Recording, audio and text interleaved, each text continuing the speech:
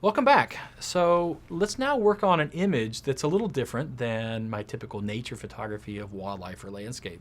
This is more of an architectural photograph, and this photograph was captured in the ghost town of Kolmanskop, Namibia, a couple years ago, and it is more of an architectural photograph.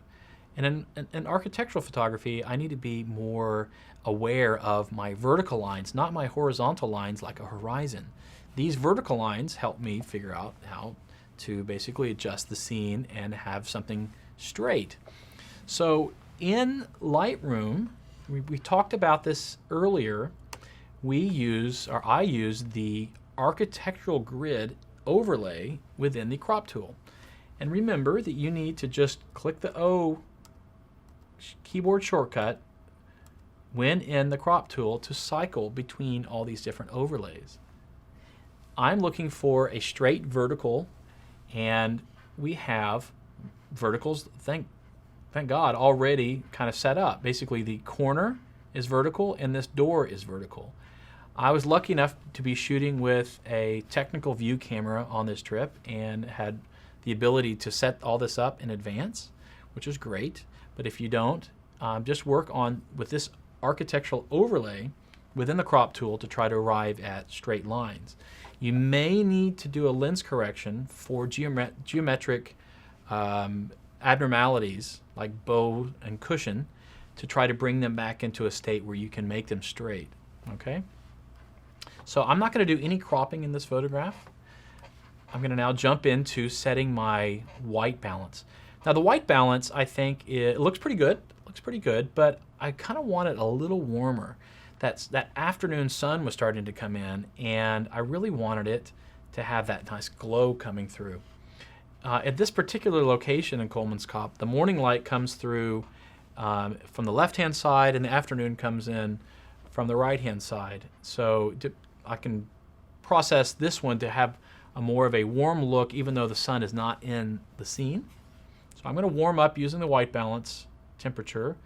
Probably closer to about maybe 5100 degrees. Anything warmer I think starts to look a little abnormal or a little too warm. Now, you see a problem with the whites. You can already see the blown out highlights in the background. I'm totally okay with this. I'm okay with this because to me it looks natural. It's like what my eyes would have seen. My eyes can't capture all that anyway. So I'm going to actually leave that white point there. But let's jump over to the blacks and establish a nice black point. I'm going to make it go a little darker. I'm going to block up those blacks near the top of the scene. And that's where I'll be. And then let's set the exposure. Exposure, I think I'm going to go up a little bit more. Maybe half a stop or a third of a stop. Now, as I bring that exposure a little bit higher, that blown out highlight in the background gets a little bit brighter, obviously, because I've made the exposure go up.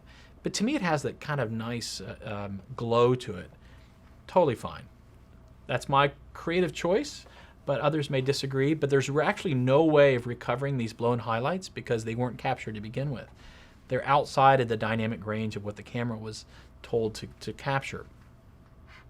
Then I'm going to bring those shadows down a little more. I want a little more deepness in this scene, and that deepness comes through blocking up some of the shadows.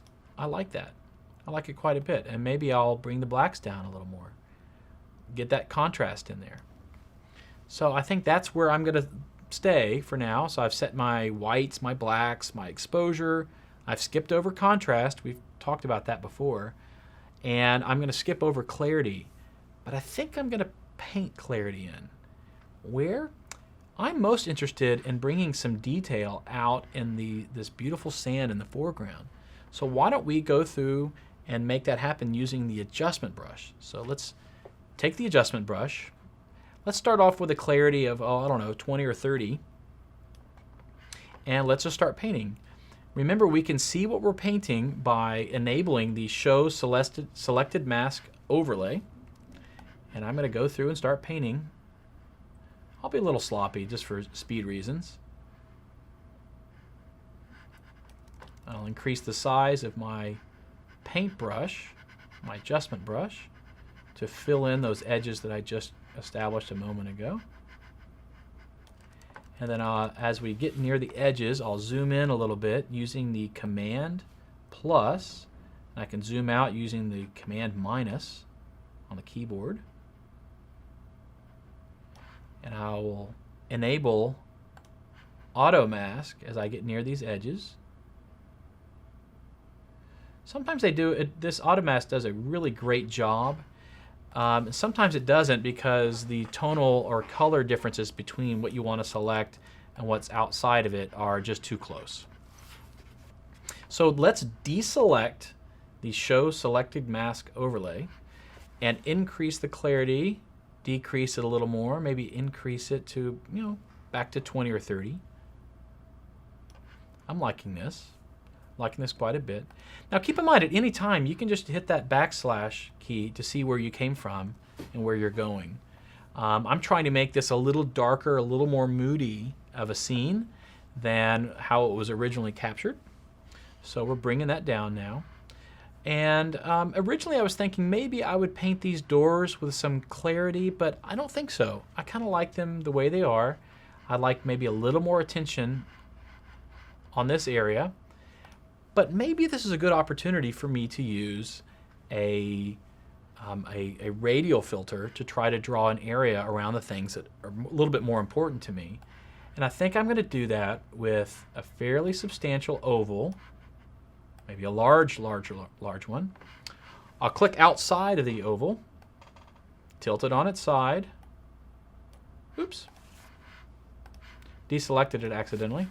Now why don't we decrease the exposure outside of this so we can have a custom vignette. It's not perfect, it's not exactly around all the edges, and it's not obvious as it would have been if it were perfect.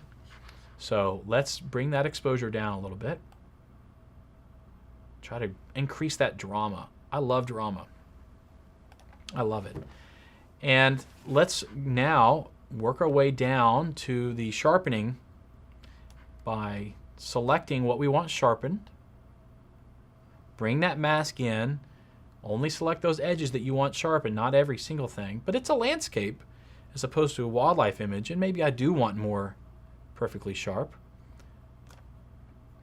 And then, no noise. This was shot at base ISO. There is no high ISO noise. And I think to finish it all off, I'm going to increase the vibrance a little bit just to get some of that color in. But remember, this is the last step that I like to do, the absolute last step. And I'm going to bring that vibrance amount up to about maybe around 30. And that concludes a a much faster processing video of something that didn't need a lot of corrections. I think the white balance was our biggest, I would say, creative tool for here, trying to determine what kind of colors I want in the scene. And then maybe also the bringing out of that sand using a combination of a clarity paint job as well as a radial filter to try to vignette outside of it, just to draw the viewer's attention to that area. Thanks so much.